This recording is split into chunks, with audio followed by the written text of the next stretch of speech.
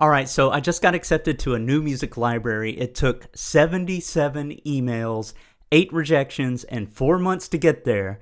But every no moved me closer to yes. So here is how I did it. If you're interested in getting your music into TV and film and you're just waiting on that first placement, this video is for you. All right, so let's talk about the process that got me into this new music library. So I am part of a community called the Sync Producer Hub.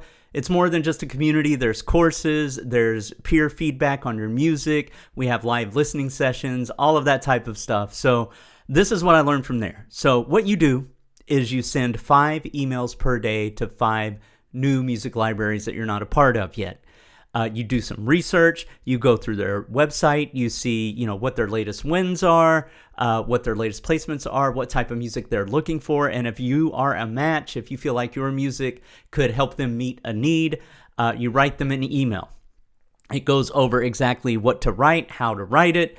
I would highly suggest you include compliments, something that tells them that you did your research, you did your prep work, you understand what their goals are, what that company is all about, and you show them how your music is going to help them reach their goals. It's not about you, it's about them, right? So keep that in mind.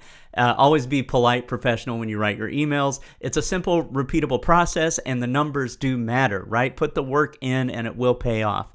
You're not just chasing perfection first, right? Make sure that when you're creating your music, you may not be 100% happy with it. You might be like, well, I feel like it's like 90% there, but I wish the mix was better. I wish this, I wish that. Don't let that stop you. Send it. Send it anyway. And when you create new music, send it again. That's the way you do it.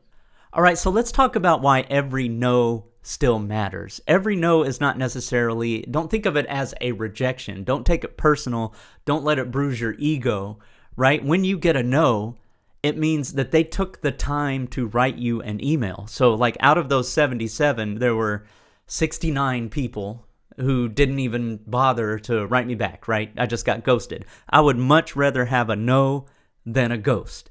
What a no does is, number one, it gives you a contact number. So the next time you submit to them, the next time you have new music that might be a better fit, you have a contact name, not just, info@musiclibrary.com or, some generic email like that, right? Number two, especially if they give you feedback, embrace it. They are giving you information that you did not have before about how to improve your music and how your music would be a better fit in the market. And like I said before, it's not about you, it's about what the market needs, what TV shows need. It's everything you do is in service to the story that somebody is trying to tell on TV or film, right? So keep that in mind as you create your music.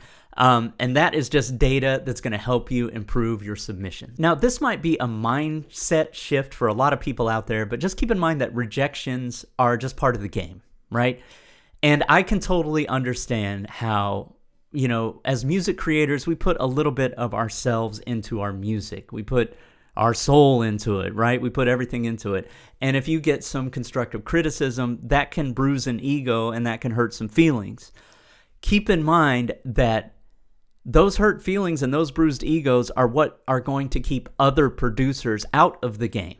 And it's going to thin the herd for competition, right? So if you keep in mind that the music you're making is not about you, it's about serving the story, it's about helping the music licensing company make their goals and get new clients and fulfilling a need in the market. If you just keep reminding yourself of that, you're going to be ahead of the game. Because to be honest, most producers out there will send, maybe 3, 5, 10 emails total. They'll get a rejection back or just get ghosted, and they'll take it personally. That's just the way the game is played, right? That's just how it is. That's what you have to do to be successful, is just be consistent.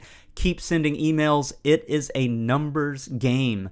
The more seeds you plant, the more flowers grow. That's the way it goes. And the only way you can lose is by stopping. And another thing, adapt from your feedback. If they're taking the time, a music licensing company or a music supervisor, or, if you're part of the Sync Producer Hub and you're getting feedback, really take time to understand that feedback, understand where they're coming from, I mean, these are people that are successful in the industry. So open up your ears, get out your pen and paper, and write it down and take that feedback. I know I can't tell you how many times I've adjusted my mix. Sometimes I've had tail ends of instruments ringing out when they shouldn't be because, a sudden stop is more dynamic. I've tweaked some genres and some styles. Like, I make music, underscore music for crime tension, right? For investigative storytelling. I never would have even thought of making that type of music until I got that request from a music library. So open up your ears, take that feedback. If you haven't joined the Sync Producer Hub, join any type of community where everybody's getting their music placed.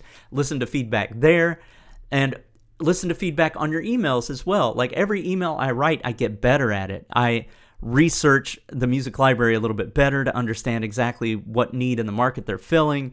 I am more professional with my language. I can leverage AI like ChatGPT to help me write some of my emails. I show my prep work. I show them that I have done research and I understand their company and where they're going. I'm always polite, professional, all of those types of things. So adapt from your feedback. Feedback is a gift, so accept it fully.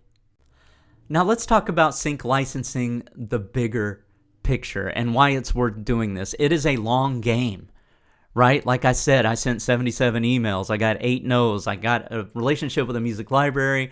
I've submitted my music. I've sent them all of the different versions, all of the different stems, met all the requirements, right?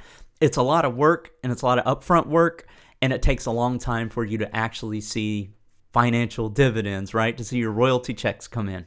So it's all about building that long-term income. The cool part about it, though, is once you create it, you're done creating it, and you now have an asset. It is intellectual property. It is property. Think of it that way, right?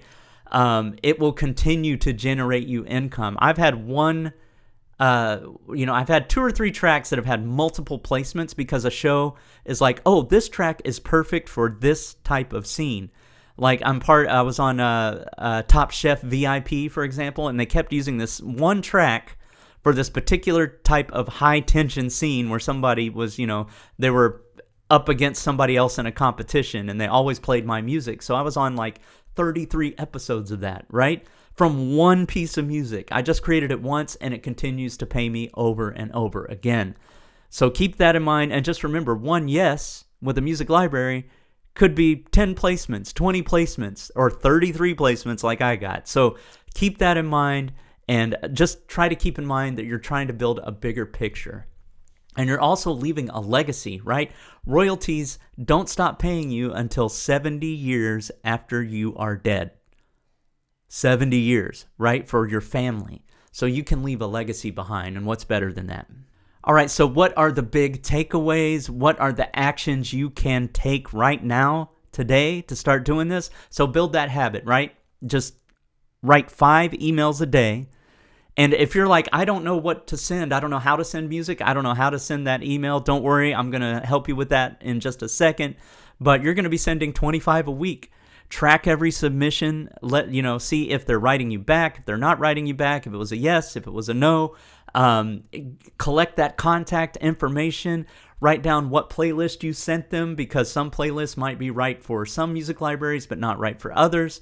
Study the feedback, level up every round that you do, and you're just going to get better and better at it. You are not chasing acceptance, you are chasing momentum, right? So just keep it going. All right, so if you want all of the details on how to do this, how to write your emails, how to set up make sure that your music is sync ready, set up playlists, get feedback on your music, all of those types of things, I would highly encourage you to join the Sync Producer Hub. It's run by Anthony Clint Jr. It's where I am every day. It's how I've got 65 placements so far on shows like Dateline NBC, The Today Show, Top Chef VIP, El Conde, all of these different shows, right? So it works, and I'm here to testify that it works if you put in the work. So I have a link to the Sync Producer Hub in the description of this video.